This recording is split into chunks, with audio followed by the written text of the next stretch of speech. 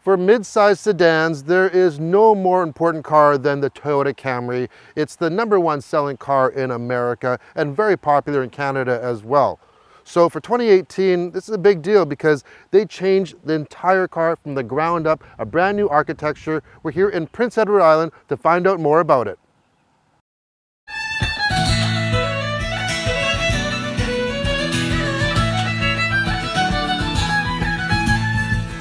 The 8th generation Camry is all new from the ground up and built off of the new Toyota global architecture.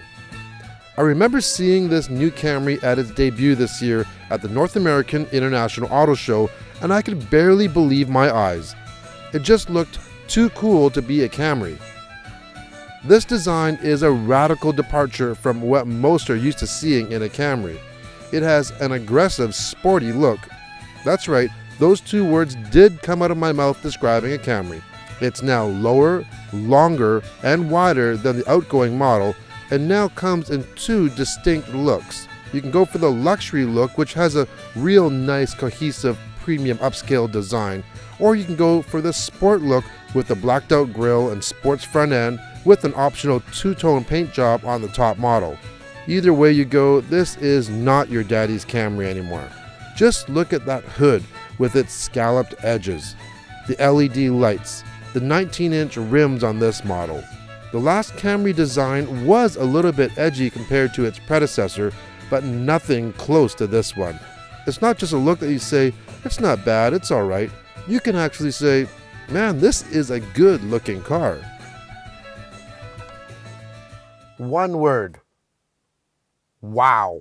This is a Camry. Look at it. When I first stepped into this red interior XSE, I thought it was like a BMW interior. It really is pretty stunning. It's kind of shocking. You don't really expect it in a Camry. So all new interior. This happens to be the top of the line sport model. There really is a Camry for everyone, and they're really trying to target the younger buyer. In the center, you have an infotainment system, 7 or 8 inches. Kind of has an avant-garde type of styling, a lot of curves. It looks really modern. I don't know if it's a little bit too modern. In the center, choice of either a 4.2 or 7-inch TFT display. Now, here's some bad news. Once again, with the Toyota, there is no Android Auto or Apple CarPlay. But the good news is that they have their own system now called InTune. So you just plug your phone in. So it uses your own phone and your data to get things like navigation and similar apps.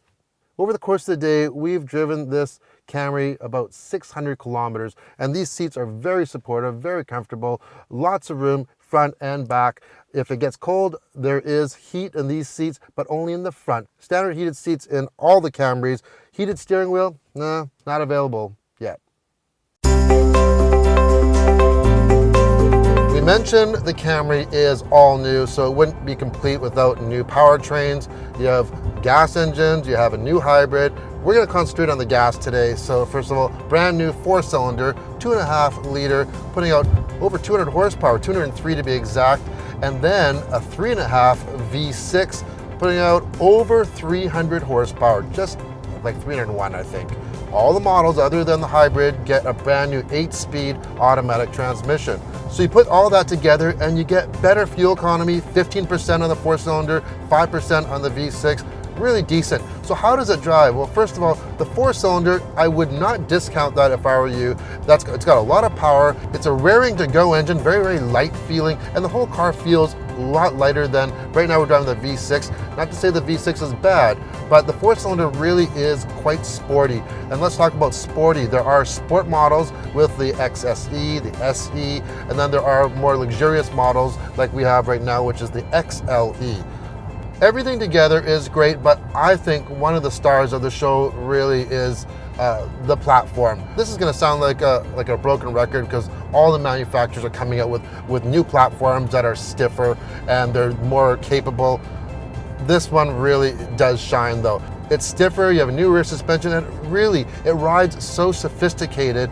We are on some really bumpy roads, we're on some gravel roads. This thing eats it all up. And to test it out even further, we had a chance to test out both the previous and the new one on a slalom course.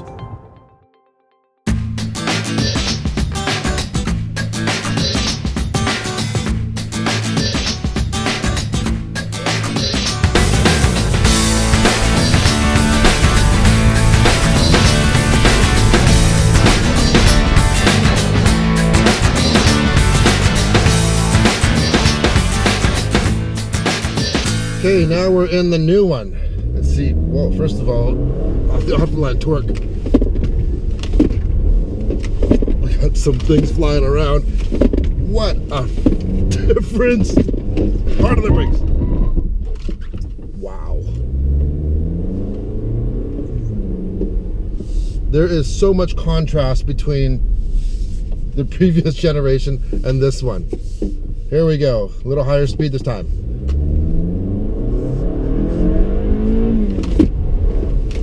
And it's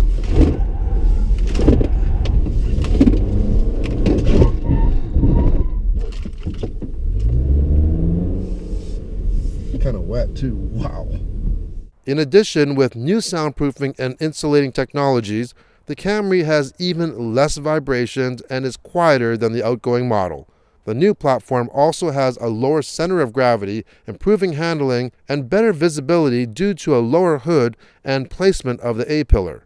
Stay tuned in the near future when I spend some more time for an extended review of this Camry and also the hybrid. You know, I remember the launch of the previous generation Camry, and I was very impressed with that car.